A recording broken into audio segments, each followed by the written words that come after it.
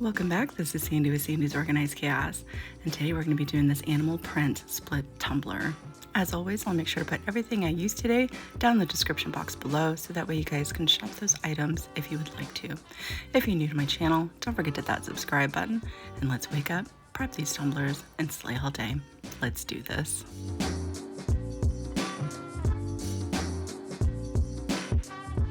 Today I'm going to be using just a regular curve 30-ounce tumbler. I went ahead and I prepped and I primed it this Huntclub Green by Rustoleum.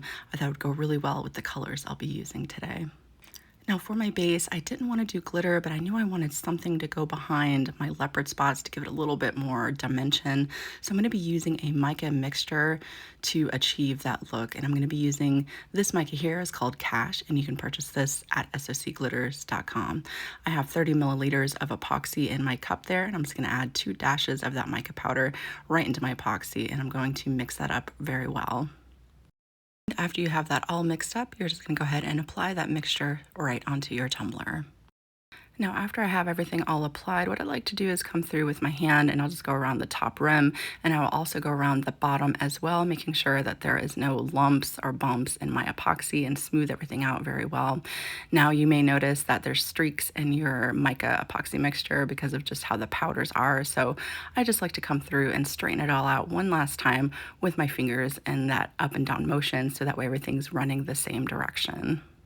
And you may notice that I didn't use all of that 30 milliliters of epoxy. I'll just kind of dump that into a keychain mold or something just so that way I don't waste any extra epoxy there.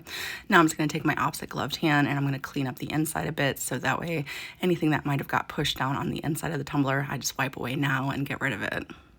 Now I'm going to be doing this a little bit opposite today because usually I put it onto my turner and then do this, but I'm using my other turners, so I have to do it like this to show you guys. I'm going to go ahead and hit it up with my torch, place it onto my turner, and let that cure. Now while that cures, let's go ahead and get our vinyls cut out.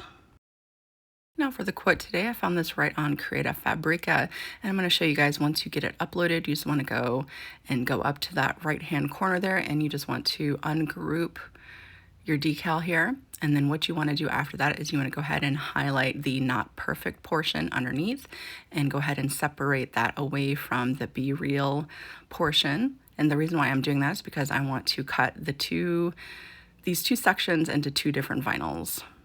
So now all I'm going to do is, now that the not perfect is still highlighted, I'm going to go ahead and weld that together. Then I'm going to highlight Be Real, and I'm going to do the same exact thing where I combine it all together so that way it all cuts in a nice smooth manner. Then all you want to do is place it back together and get it sized to the dimensions that you would like. Without unlocking it, I went ahead and put the width at 6 inches, and wherever the height landed is where I kept it. Now I'm going to be cutting the Be Real portion out in an opal leopard vinyl.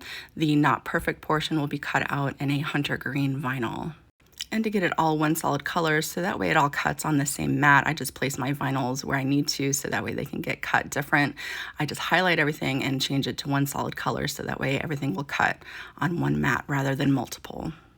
Now for the leopard spots, again, I got this right off Creative Fabrica, and I like mine oversized and kind of dramatic, so I'm filling an entire mat's width with this leopard spot. So again, I'll make sure to put all this down in the description box for you guys so that way you guys can use these if you would like to. So when I go to cut this out, I'll just hide the leopard spots and I'll get my Be Real and Not Perfect cut out, and then I will hide the quote and get the leopard spots cut out. Our base is nice and cured, our leopard spots are ready to go, and we are ready to get this design going. So in order to get that fluid animal spot look completely around our tumbler, dipping in and out of either side of the color that we have, we are going to go ahead and apply our spot, or put our spots down first onto our surface. The main thing that I want to do when I go to do this is try to keep my spots about the same distance, because I do have to pretty much lay these down by hand because I'm working with the curve of this tumbler and all that, and I want everything to make sure that it's nice and flush against my tumbler. So as you get going, you just want to make sure that everything is the same distance from each other all the way around, which is another reason why I kind of liked them a little bit bigger. Made the process go a little bit quicker. If you have smaller spots, it's going to take a little bit longer, so I'm just saying. Now I'm just going to give a couple spots to the bottom here, and then we are ready to get that split going. So there's lots of different ways to achieve a split. You could trace the bottom of your cup here and have a circle made and fold it in half and get your split that way. Or you could just do it the old school way here. I'm just gonna eyeball it. That's what I'm gonna be doing. Once I have that laid down, I'm just gonna measure it to see how close I am here. And I did have to pull that back and readjust it just a tad, but still I was pretty close though. Now, after I have that readjusted, something I like to do to get my sides nice and straight is I bring it over to the side of my table. I get level with it, so I kneel down on the ground and I pull the two sides of the tape straight down, and I've always had luck like that. So, but you could also do your little marks at the tops and make sure that everything's all lined up that way. Again, I'm just gonna kind of eyeball it here. Then I'm gonna go ahead and take another piece of painter's tape and just finish blocking off that back end before I get it spray painted. Working with my multicolor side first, the first color I'm gonna be using is called Prickly Pear. I will also use this color called Candy Pink. And for the last color, I'm gonna be using Coral, and those are all by Rustoleum. Now working with my darkest color first, which is Prickly Pear, I'm gonna go ahead and take that and go right along the edge of my tape line. Now, I know it's hard to see, but I'm holding my can probably about 12 inches away because I wanted that line a little bit tighter. The further back you go, the more bloomed out that paint will be. So, but you don't want to be too close because it could make drips. So, you know, there's just a fine line in between. So it's about 12, 15 inches away from the tumbler there. Now moving right on to the next color, which is Coral. We're going to do the same exact thing, but right up against our pink color that we did. Again, just bringing it completely up and over and around to the other side. Then moving on to our very last color, which is the lightest color, which is that Candy Pink. We're just going to make a line straight up the middle, just like that. Now I'm just going to place that off to the side and let that dry for a couple minutes before we move on to doing a second coat. After that has dried a bit, I'm just going to focus on the sides, not so much on the bottom. Working with my Coral first, I'm going to go ahead and do my lines up the side here. Then I'll move on to my Prickly Pear and I'll come through and blend that pink in just a little bit more onto each side. Again, I will come through one last time with my center pink color, just filling that in ever so slightly, just so that way it has a nice fade to it. And there we go. Now I like to pull my tape right away. It's just something I do. You just want to be very careful not to peel back any of your animal spots there. Now I'm going to go ahead and set that off to the side. I'm going to let that dry for about an hour. Now after that has dried, this is a very important step. You want to take your painter's tape and you want to go ahead and pull the length that you need, and you want to run it along your shirt. I'm running it along my shirt. I know you can't see it, but it's very important that you do this because it takes off a bit of that stickiness from our tape, so that way it won't possibly peel back the paint that we had just applied to the one side of our split. And because my painter's tape is pretty sticky, I did it twice. So now what I'm going to do is I'm going to take my tape and I'm going to run it along the opposite side there. So I'm going to very carefully place it right up against that seam of the pink, covering the pink side because the opposite side is going to be a green.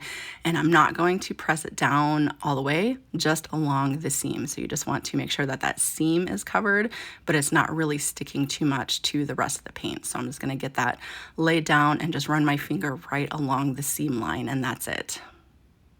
Taking the precautions of running our tape against our shirt to remove a bit of that stickiness and just placing it where we need it, not fully onto the paint, will definitely help out with any paint possibly peeling back.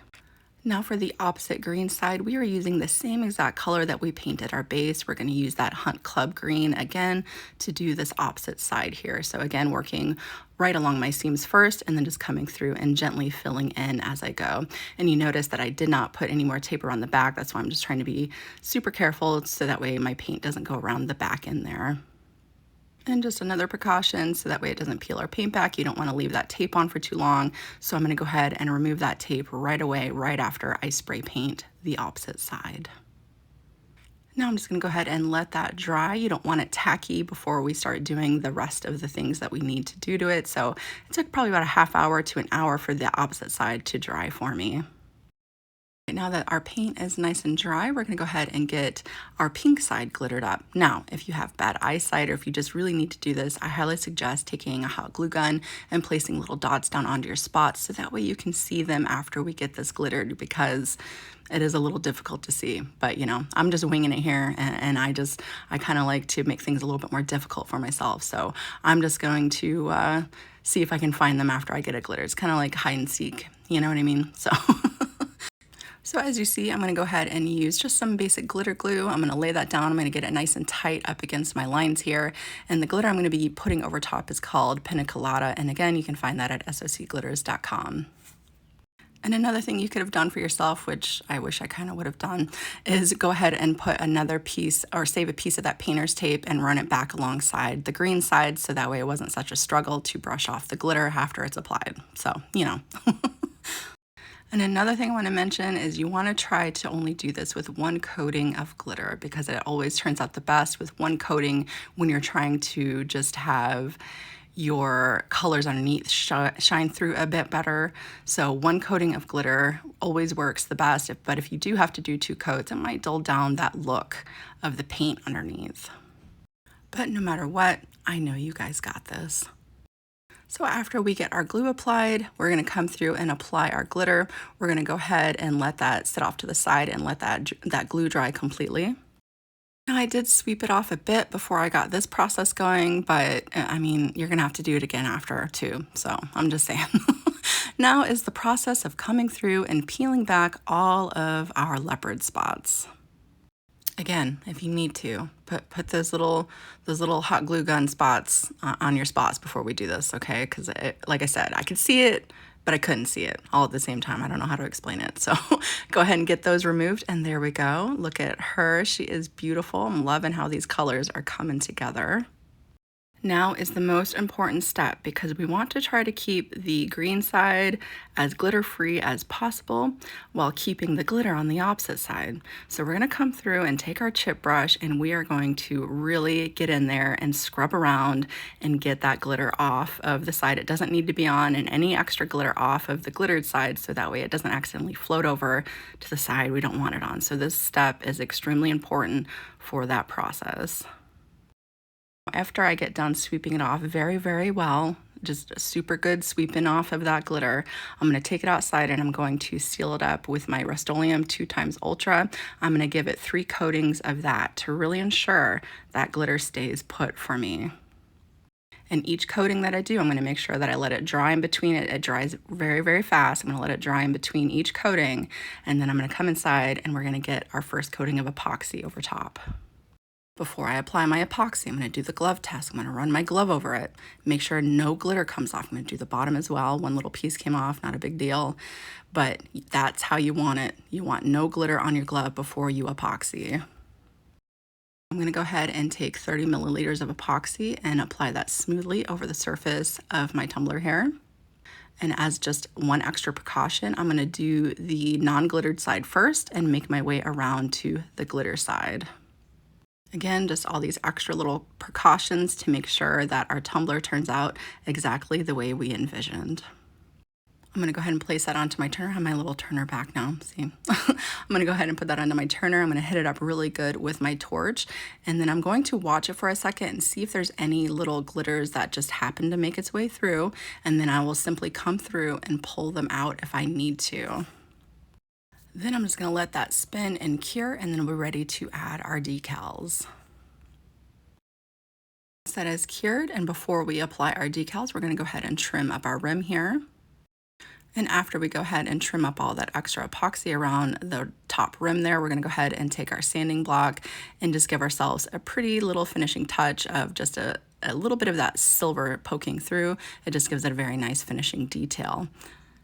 Then I will come through with some rubbing alcohol and I will wipe out the inside in case there's any paint that kind of got spray painted down in there. I'll wipe that out, and I'll clean off any debris from the sanding off the outside as well. All right, now that the tedious stuff's all done and over, there we go. Now we can go ahead and apply our finishing decal. As I mentioned earlier, I used a opal leopard vinyl for the Be Real, and I used a hunter green vinyl for the Not Perfect. I'm gonna go ahead and get them stacked, then I'll just simply come through and cut away any extra of that transfer tape around the outside. Then I'm gonna come through and give it some slits to really help out with our curve of our tumbler here. Before I remove it, I'm gonna go ahead and place it down onto my tumbler and see if I need to make any more little slits anywhere. And right here in between B and real, I'm just gonna make one more slit. And again, that's just gonna help us out with making sure that it's as straight as possible on these curves.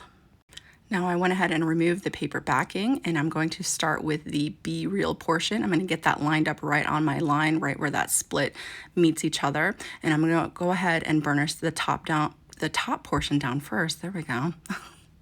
Then after I get that top portion all burnished down, then I'm just gonna kind of rotate it so I can get it to it a little bit better. And I'm just gonna take these tabs that I made for myself and just pull straight down, making sure the rest of my decal is as straight as I possibly can get it and burnish down nice and flat onto my tumbler.